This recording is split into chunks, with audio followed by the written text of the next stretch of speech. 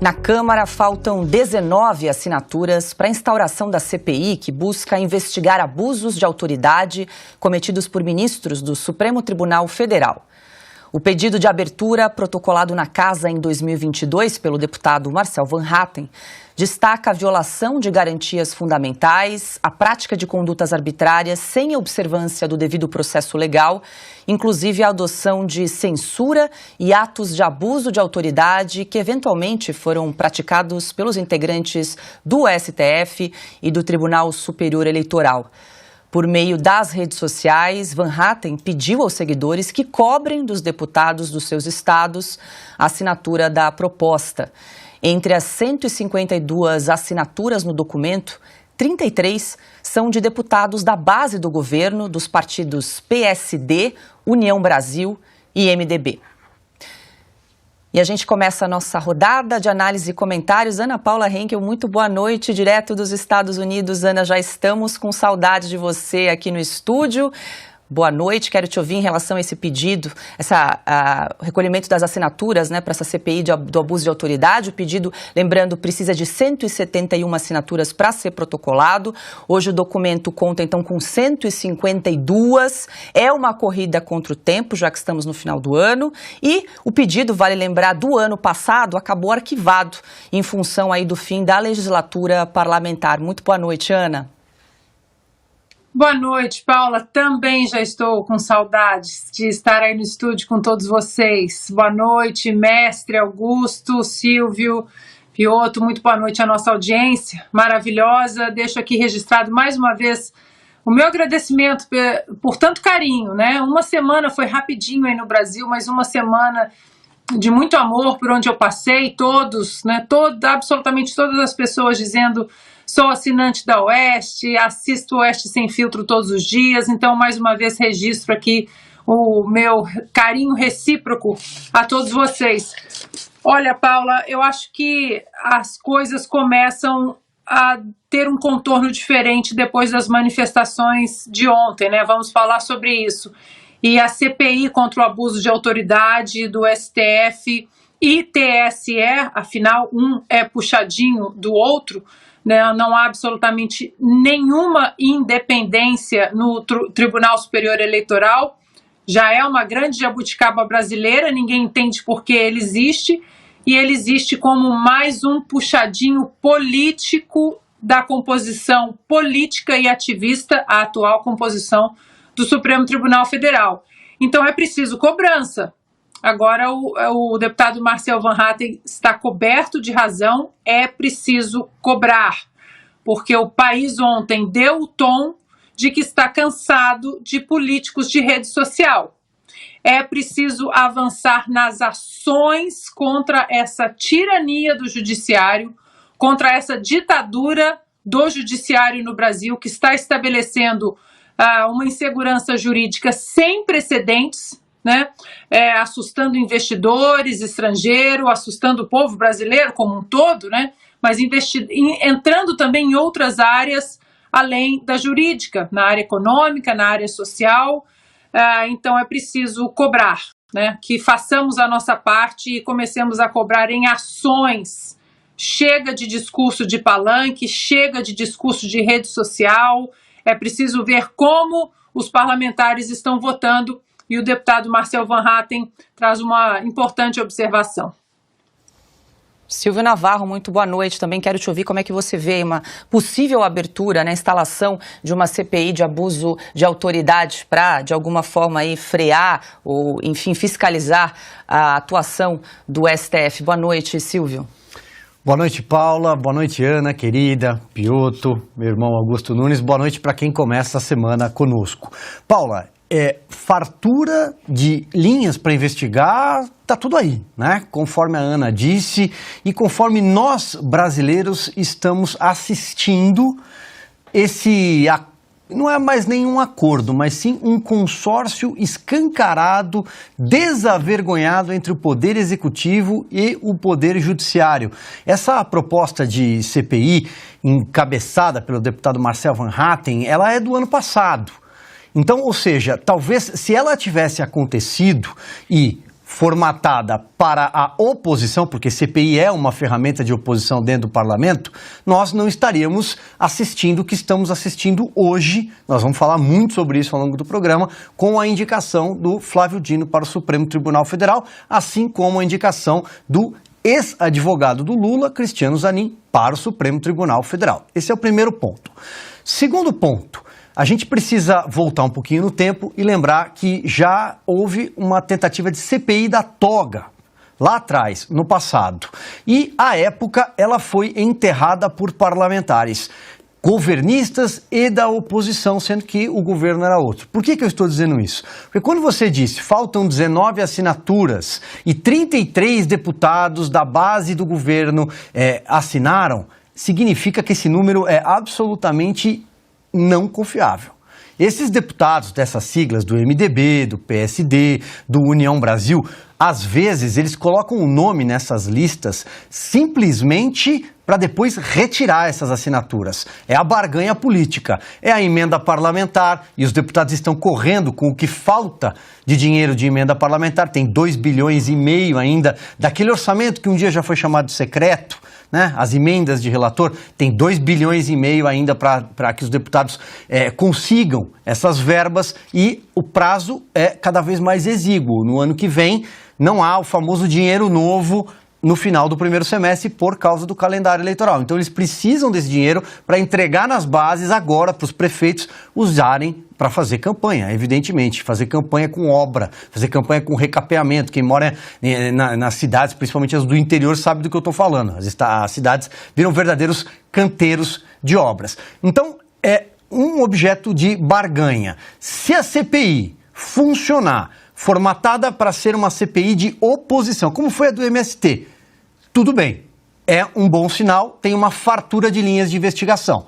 Mas eu vou fazer essa ressalva porque a gente sabe como é que as coisas têm acontecido. Na Câmara, a CPI do MST fez um bom trabalho, mas de repente, quando bateu aonde o governo se preocupava, houve um acordo com o presidente da Câmara e sequer foi votado o relatório. O presidente da Câmara, Arthur Lira, tem uma caneta poderosa e a CPI só vai funcionar com a anuência dele.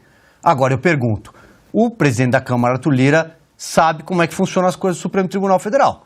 Quando da votação do PL 2630, aquele PL da mordaça, o ministro Dias Toffoli, na véspera do que seria a votação, desarquivou um processo contra ele. Depois a Polícia Federal foi a Alagoas numa operação de busca e apreensão contra seus aliados. Era um tal do kit robótica. Pois bem, o que aconteceu na sequência? As coisas saíram como o Supremo Tribunal Federal queria e o ministro Gilmar Mendes arquivou e mandou destruir tudo que havia sido encontrado pela polícia. Ou seja, CPI, concordamos, mas é preciso de verdade que seja um instrumento de oposição. A do 8 de janeiro está aí para provar o que eu estou falando. Dalberto Piotto, muito boa noite. Dessas 152 assinaturas que já foram recolhidas, como bem disse o Silvio, né, chama atenção, 33 são de integrantes da base do governo, PSD, União Brasil e também o MDB. Como é que você vê essa articulação e se essa CPI for efetivamente instalada, né, se ela pode trazer algum resultado concreto aí? Boa noite, Piotto. Boa noite, Paula, Silvio, Augusto, Ana, a vocês todos que nos acompanham aqui, sejam bem-vindos. Precisa haver uma revolução filosófica na Câmara para que essa CPI avance, porque ela é inegavelmente necessária, não há sombra de dúvida. Eu tenho hoje claramente um poder se sobrepondo aos outros e pior, temos, como o Silvio fez menção, um consórcio governando o Brasil, o consórcio do Planalto, do Palácio do Planalto, do governo federal e o Supremo Tribunal Federal alijando o Congresso Nacional e a Constituição e a democracia e o povo brasileiro, o que é uma absurda temeridade. Mas isso já é real, isso está acontecendo. Então tem dois pontos aqui dentro da lógica e da filosofia do copo meio cheio e copo meio vazio. Se a gente olhar para o meio vazio, é isso que o Silvio fez menção. Parlamentares colocam lá, depois podem retirar para barganhar o nome, ou seja, não consegue nem formar a CPI. E uma vez formada, levando-se em conta os exemplos recentes, a do dia 8, por exemplo, que foi tomada pelos governistas, ou mesmo a do MST, que foi ali comandada assim pela oposição, na hora em que houve uma votação importante, houve troca de cadeiras ali, troca de parlamentares, E aí esses parlamentares, conseguiram interromper todo um processo da CPI do MST que pratica todo tipo de irregularidade e ilegalidade que a gente já denunciou aqui por várias vezes e você conhece a realidade do MST. Não avançou como poderia ter avançado. E tudo, de novo, pela questão do presidente da Câmara, Arthur Lira, que tem um poder gigantesco. Aliás, eu nem acho que se conseguir as assinaturas, ele deixa de instalar, até porque é um entendimento dentro do Supremo que o presidente de casa não pode não mais instalar uma CPI se houver as assinaturas necessárias. O problema é como que essa CPI se dá. Bom, esse é o copo meio vazio. Vamos para o copo meio cheio. Esses parlamentares que assinaram, sobretudo, não só os da oposição, mas os que fazem parte dessa base do governo, de partidos do governo, há uma coisa, e eu conversei hoje sobre a questão do Flávio Dino, que a gente vai discutir um pouco mais à frente, com parlamentares tanto desse centrão quanto da oposição. Impressionante ouvir o que estão dizendo os parlamentares do centrão. Os parlamentares estão dizendo que hoje eles vivem de favor do Supremo. Eles não têm direitos assegurados, eles não têm mais essa noção de que, eu sou um parlamentar e tenho direito. Isso ficou claro, parlamentares têm, se nós todos aqui temos liberdade de expressão, parlamentares têm um artigo na Constituição que garantem a eles algo mais. Mesmo aquele artigo não é suficiente hoje na visão do Supremo Tribunal Federal. E eles estão cansados de ter que negociar. Pergunta antes para o Supremo se eu posso ou não fazer isso, se eu posso ou não dizer tal coisa. Isso, dentro da lógica política, é perda clara, evidente de poder. Daí que, se já era inegável a importância de uma CPI para investigar o abuso de autoridade do Supremo Tribunal Federal, das Cortes Superiores, e claro que isso está incluído também o TSE, que será novamente importante de alguma maneira no ano que vem, é óbvio que esse é o lado bom. Se houver esse descontentamento original, essa revolução filosófica do entendimento do Congresso Nacional e a defesa das prerrogativas que estão escritas na Constituição, a CPI, por mais que possa sofrer danos ao longo do seu caminho, ela tem um papel gigantesco nesse momento, porque parece que esgarçou essa relação. Esgarçou essa sensação de que, vamos ficar aqui, digamos, como um poder de segunda classe. Parece que o Congresso realmente quer voltar a ser o que ele deve ser pela Constituição, um dos 3 poderes da República. Se for isso, nós temos uma chance muito grande disso se juntar a uma série de outras medidas, a partir dessa do Senado, por exemplo, que agora começou a se mexer em relação ao Supremo Tribunal Federal, a movimentação da OAB, a manifestação que tivemos ontem na Avenida Paulista e uma série de outras bolhas que podem se juntar a fim de se criar, evidentemente, um movimento não contra o Supremo. Isso é uma consequência, é em defesa do país, é em defesa do Brasil, é em defesa das prerrogativas que estão todas ali na Constituição, em defesa da Constituição. Paula. Augusto Nunes, muito boa noite. Muita gente aqui no chat colocando aqui a CPI com aquele emoji de pizza. Muita gente fala sobre isso, né? A gente estava falando da CPI do MST, CPI do 8 de janeiro, que não avançaram, né, como esperado, apesar de terem jogado luz em vários aspectos muito importantes, tanto a CPI do MST quanto a CPI do 8 de janeiro. Então, quero te ouvir em relação a essa possibilidade de instalação de uma CPI contra o abuso de autoridade do STF. Muito boa noite. Perfeito. Boa noite, Paula, nossa chefe, meu irmão Silvio, meu amigo Piotr, Ana, minha parceira querida. Boa noite a você que nos acompanha. Abuso a investigar não falta. Sim. Você começa pelos cadáveres anunciados ali na cadeia, né? Na papuda, ou usando tornozeleira, etc, etc. Tem que começar por aí. Se o Supremo ainda não descobriu que abusa, é bom que fique clara. Você é muito bem-vinda, essa CPI. As coisas estão mudando. As coisas estão mudando. Falaremos disso mais tarde, falaremos da manifestação de rua, então vamos ficar no abuso de autoridade. Em 1968, quando alguns militares exageraram nos abusos de poder, o presidente do Senado, que era o Auro de Moura Andrade, um senador paulista, disse uma frase que ficou conhecida. Japona não é toga, ele disse, porque era um aviso aos militares. Japona, peraí, vocês não são ministros do Supremo, agora é a hora de inverter o aviso. Toga não é japona. Toga não é japona. Toga não dá mandato parlamentar a ninguém, muito menos cargos no executivo. O Supremo tem de ficar no seu lugar, também falaremos mais tarde, a reação abusiva do Supremo, a aprovação da PEC no Senado já mostra que eles realmente se acham semideuses, se acham integrantes de um poder mais igual que os outros e agora em aliança com o Executivo se acham ainda poderosos demais. Isso fica para depois. Muito bem-vinda seja a CPI contra o abuso de autoridade. Agora, é bom que os deputados, que sempre levam em conta as verbas do Executivo, as ameaças do Judiciário, é bom que eles levem em conta as ameaças do eleitorado.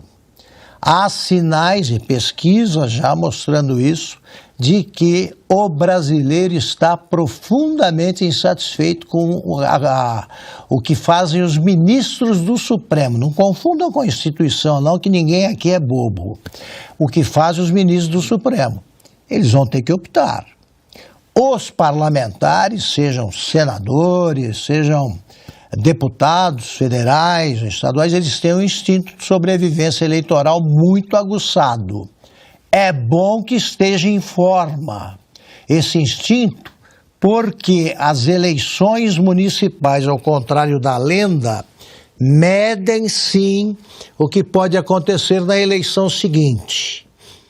Os prefeitos estão preocupados com o comportamento dos deputados que apoiam nas suas cidades. O que deve fazer, portanto, o eleitor? Deixe claro com recados, com manifestações, o que espera os deputados que cederem os seus poderes voluntariamente agora. Se surge uma CPI, a tua chance é usá-la. É bom que vocês ouçam os prefeitos, que estão preocupados e sem o apoio dos prefeitos, nenhum deputado se reelege, como sabem os deputados mais experientes.